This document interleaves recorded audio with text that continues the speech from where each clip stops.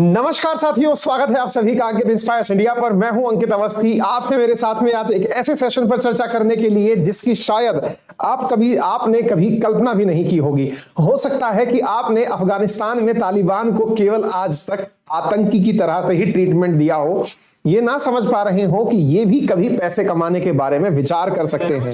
लेकिन साथियों, हाल ही में ऐसा हुआ है, अफगानिस्तान के अंदर बैठा हुआ तालिबान अब पैसे कमाने निकल पड़ा है। और पैसे कमाने के लिए जो उसने किया है वो बड़ा ही रोचक काम है। और रोचक काम क्या किया है उसने साथियों, हाल ही में अपने द्वारा एक एग्रीमेंट साइन कर लिया है। किसके साथ मिलकर के साइन कर लिया है? तो जवाब है साथियों, उसने एग्रीमेंट साइन किया है चीन के साथ में। और चीन के साथ यह एग्रीमेंट 74 लाख करोड़ रुपए का खजाना देकर जा रहा है तालिबान को, अफगानिस्तान को। अब ये कितना है, क्या है, किस चीज का खजाना मिल रहा है, ये सारी बातें चर्चा करेंगे। और आज के सेशन में ये भी आपको बताने का प्रयास करेंगे कि चीन ने जिस जगह तीर मारा है वहां पर कितने सारे विकेट एक ही बार में लेने में वो कामयाब हो जाएगा। तो जल्दी से सेशन को शेयर कर दीजिए, सभी साथियों को लाइव आने का इन्विटेशन भेज दीजिए और जानना शुरू करिए आज के सेशन में क्या कुछ खास है। जैसा कि आज की सुर्खियां आपको दिख रही हैं उनके बारे में इससे पहले आज की कहानी सुन लीजिए। साथियों, जैसा कि इस समय आपको सुर्खियों से दिखाई दे रहा होगा, सुर्खियों में दिख रहा है कि तालिबान और चाइना एग्री हो गए हैं एक दूसरे के साथ मिलकर ऑयल निकालने के लिए। तो स्वाभाविक सी बात है कि तालिबान के पास टेक्नोलॉजी तो नहीं है कि वो चीन जाके ऑयल निकालेगा। ऑब्वियस सी बात है, चीन आएगा ऑयल निकालने के लिए, कहां आएगा? अफगानिस्तान आएगा। तो आपके दिमाग में सवाल आएगा कि कौन सा अफगानिस्तान के अंदर समुद्र है? क्योंकि अक्सर जो तेल निकलते हैं या तो वो समुद्र की तल पर निकलते हैं या रेगिस्तान में। अफगानिस्तान में कहां पर तेल निकल सकता है? आज के सेशन में टिके रहिए, बताएंगे आपको। आपके सामने कुछ तस्वीरें साझा कर रहे हैं, इन तस्वीरों को एक बार के लिए देख लीजिए। तालिबान के द्वारा चीन के नेताओं के साथ हस्ताक्षर होती हुई है तस्वीरें अपने आप में बयान करती हैं कि हाल ही में तालिबान ने पहली बार किसी विदेशी देश के साथ या किसी दूसरे देश के साथ कोई अंतरराष्ट्रीय संधि पर हस्ताक्षर किए हैं जिससे कि इनको पैसा की प्राप्ति हो सकती है, धन की प्राप्ति हो सकती है। और वो पहला देश बना है चीन। कहानी बड़ी इंटरेस्टिंग है, डिटेल में बताएंगे, लेकिन फिलहाल के लिए आप ये समझते चलिए कि ये इसका पहला एग्रीमेंट तेल निकालने को लेकर है। आपके दिमाग में सवाल आएगा, क्या अफगानिस्तान में तेल है तो कहां है? अजी छोड़िए, अफगानिस्तान में कितना कुछ है, क्योंकि असल में अमेरिका ने यूं ही इतना इन्वेस्टमेंट नहीं किया था। लोगों को बढ़िया से पता था कि अमेरिका की असली नजर कहां है, निशाने कहीं और हैं, नजरें कहीं और हैं। वो तो बात दूसरी है कि तालिबानी रूस के प्रभाव में आकर के अमेरिका को टिकने नहीं दिए, अदरवाइज ना जाने क्या क्या होता। आइए मैं आपको बताता हूं इनके पास कितने खजाने हैं जिनसे कि आप एक बार के लिए समझ सकते हैं कि अफगानिस्तान की किस्मत कितनी बुलंद है यदि उसको सही मायने में इन्वेस्टमेंट मिल जाए। आपके सामने तथ्यात्मक जानकारी देखिए साथियों। यहां पर कहा जाता है कि तालिबान के पास में इतना गोल्ड है कि यदि माफी चाहूंगा, इतना मेटल में आयरन है कि 2 लाख एफिल टावर्स बनाए जा सकते हैं। इसकी धरा के अंदर इतना लोहा है, इसके पास इतना गोल्ड है जिससे 3 लाख गोल्ड पाउंड कॉइन बनाए जा सकते हैं।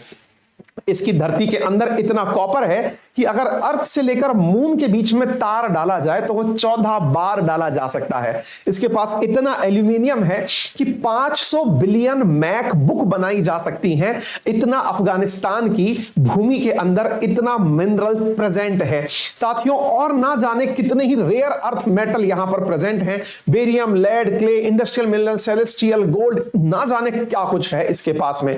मरकरी की अगर हम बात करें तो मरकरी का खजाना भी इसके पास अपरंपार है। और सुन लीजिए साथियों, बेराइट इतना है कि इसकी वजह से ऑयल और गैस इंडस्ट्री में भूचाल आ सकता है। ना जाने इतनी कितनी सारी किफायती चीजें और ना जाने कितने सारे रेयर अर्थ मेटल इसके पास हैं।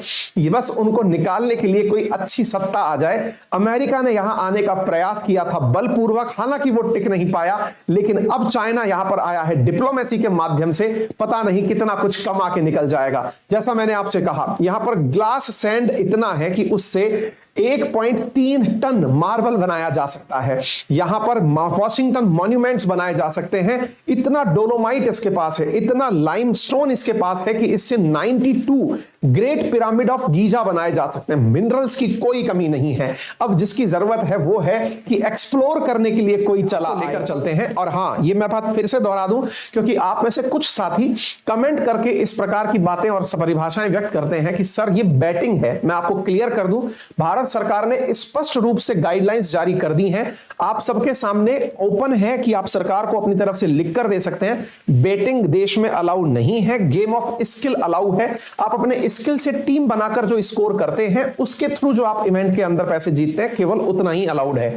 ठीक है, चलिए अब कहानी को विस्तार से बताते हैं। साथियों, खबरें जो आपको सुर्खियों में दिख रही हैं कि तालिबान और चीन एग्री हो गए हैं अफगानिस्तान से तेल निकालने के लिए, तो आपके दिमाग में ज्योग्राफी का एक विद्यार्थी कौन रहा होगा, सोच रहा होगा कि यार आफ्टर ऑल तेल निकलेगा कहां से, ऐसी कौन सी जगह है जो हमें नहीं पता थी। साथियों, मैं आपको बताऊं, सेंट्रल एशियन कंट्रीज में दो नदियां हैं, आमुर दरिया और सिर दरिया। ये दोनों जाकर गिरती हैं अरल सी के अंदर, निकलती हैं पामीर की गांठ से। पामीर की गांठ से दुनिया की छतरी कहते हैं। वहां से निकलने वाली एक नदी है जिसका नाम है आमू दरिया। ये आमू दरिया नदी अफगानिस्तान के उत्तर से होते हुए जाती है और अरल सी में गिरती है। इसी आमुर दरिया के आसपास के क्षेत्रों में यह कॉन्ट्रैक्ट साइन किया गया है। आप देख सकते हैं देश के उत्तर में आमू दरिया घाटी में तेल निकालने के लिए तालिबान प्रशासन ने चीनी कंपनी के साथ कॉन्ट्रैक्ट साइन किया है। अगर हम इसको अर्थ पर दिखाएं, मैप पर दिखाएं, तो आपको यहां पर डिफरेंट कलर के साथ में आमुर दरिया को दिखाने का प्रयास किया गया है। ये दोनों प्रमुख नदियां अरल सी में जाकर के गिरती हैं। अरल सी जो कि उज्बेकिस्तान और कजाकिस्तान के बॉर्डर पर स्थित है। आप लोगों नदियां कहां गिरती हैं इससे मतलब ना हो, पामीर नॉट से निकलकर अफगानिस्तान से होकर के आमुर दरिया जब बहती है तो इस नदी के बेसिन क्षेत्र में जो जगह हैं वहां पर तेल की खोज की जा रही है।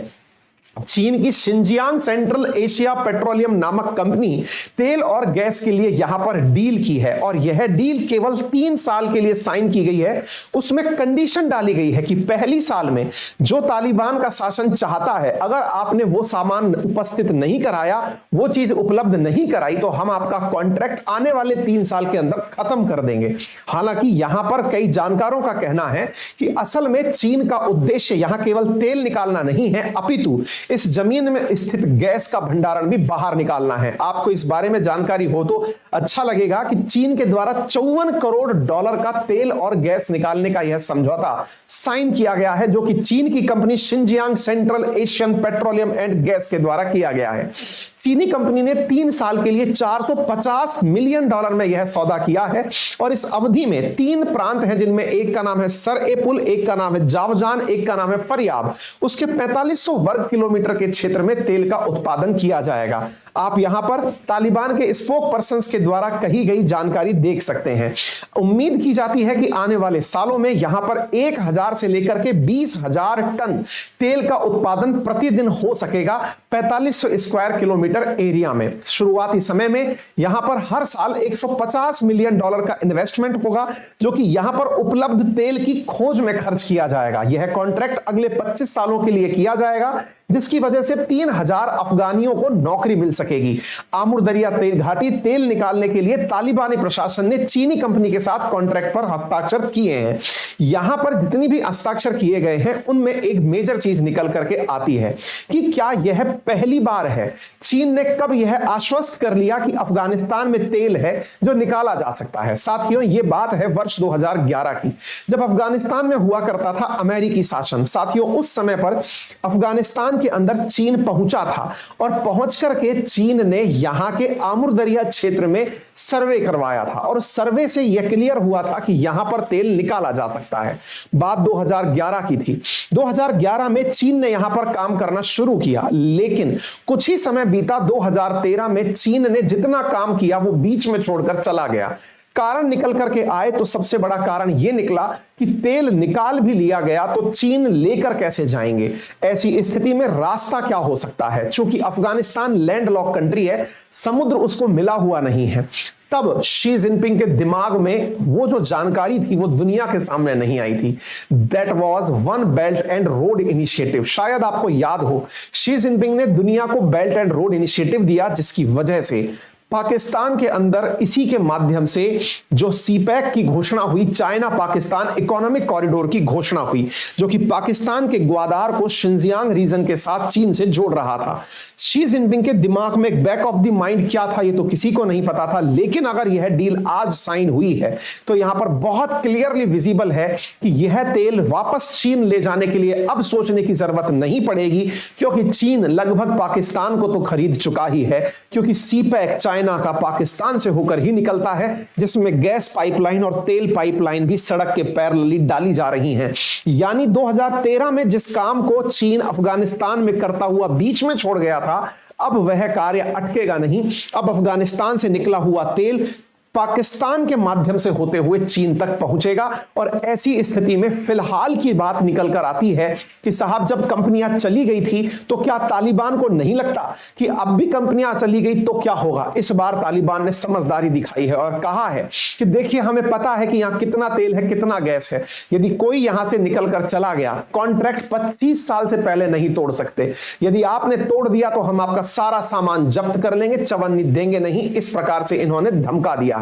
कहा गया है a very important article in this contract that is signed by the company CPEIC is that if the sad company does not fulfil all the material and item mentioned in the notice with in 1 year the contract will be automatically terminated. यह यहां जानकारी जबीहुल्लाह के द्वारा दी गई है। अब आपके दिमाग में ख्याल आएगा कि सर आपने दिसंबर 2022 में एक खबर बताई थी कि चीनी होटल के ऊपर अफगानिस्तान में हमला हुआ था, उसके बाद भी चीनी टिके कैसे रह गए? उन्हें मारना कौन चाहता था? जानकारी निकल करके आई कि आईसिस के आतंकी चीनियों को मारना चाहते थे। तो क्या इसके बाद में चाइनीज इन्वेस्टर्स आज भी इन्वेस्टमेंट के इतने मन में हैं? तो आंसर निकल कर आता है जी हां। इसके पीछे का कारण क्या है अब वो जान लीजिए।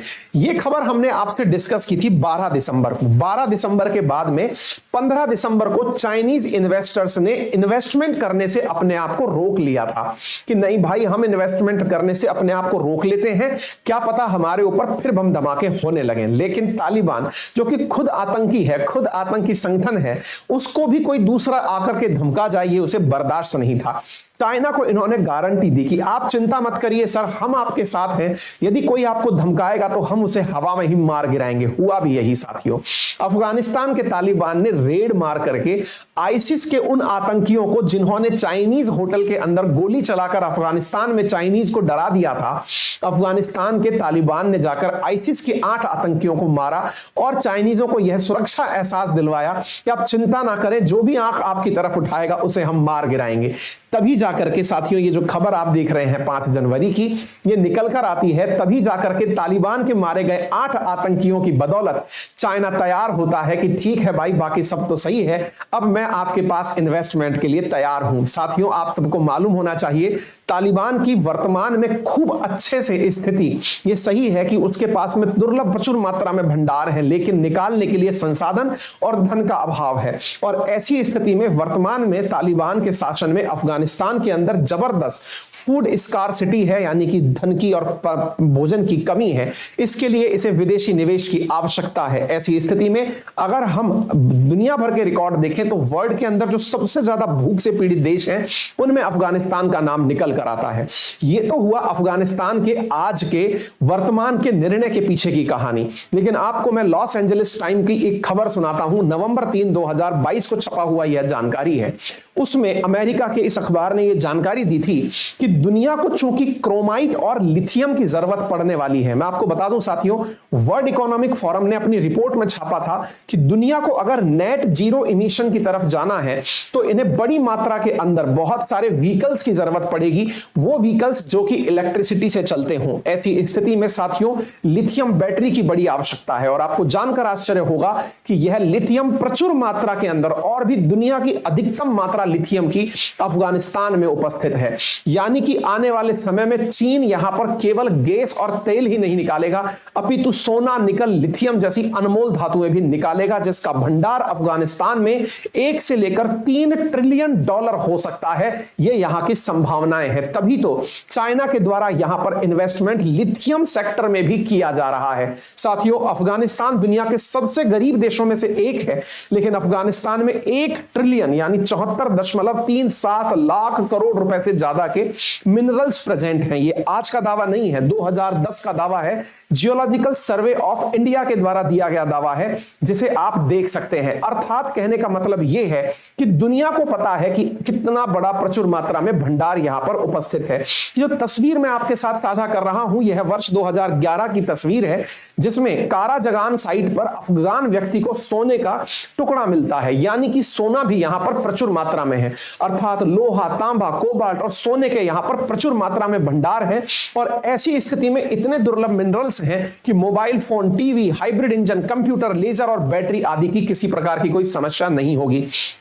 जो कटिंग मैं आपको साझा कर रहा हूं यह 2022 की कटिंग है साथियों। वर्ल्ड इकोनॉमिक फोरम ने कहा था कि world need 2 billion electric vehicle to get net zero, यानी दुनिया में जितना कार्बन उत्सर्जित हो रहा है उतना ही अवशोषित अगर करना हो तो हमें 2 बिलियन इलेक्ट्रिक व्हीकल्स की जरूरत पड़ेगी और इलेक्ट्रिक व्हीकल्स बिना बैटरी के संभव नहीं है। और बैटरी में जो इस समय सबसे बेस्ट बैटरी है वो लिथियम आयन बैटरी है।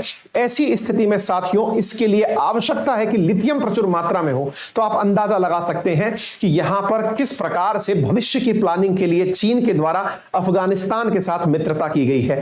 यानी कि बेल्ट एंड रोड इनिशिएटिव जिसे पाकिस्तान अपने लिए जरूरी समझता रह गया, असल मायने में चीन की निगाहें कहीं और थी, इशारे कहीं और थे, तभी तो उसने काबुल को इस रोड के इनिशिएटिव के माध्यम से जोड़ने का विचार कर लिया है। यानी अफगानिस्तान से निकला हुआ माइंस एंड मिनरल्स अब आसानी से चीन के रास्ते शिनजियांग प्रोविंस पहुंच सकेगा, भारत अधिकृत, पाकिस्तान अधिकृत कश्मीर में से, जो कि भारत का हिस्सा है। यह अपने आप में एक बहुत ही बड़ा इकोनॉमिक डेवलपमेंट सिद्ध होगा यदि इफेक्टिवली यह घर कर जाता है। जानकारी अगर आपको अच्छी लगी हो तो अपने सभी साथियों के साथ इसे अभी तक साझा नहीं किया है तो जल्दी से कर दीजिए। चैनल पर नए हैं तो सब्सक्राइब कर लीजिए, वीडियो पसंद आया है तो इसे लाइक भी कर दीजिए। साथियों, उम्मीद है आप सभी साथियों को यह जानकारी अच्छे से क्लियर हो गई होगी। यदि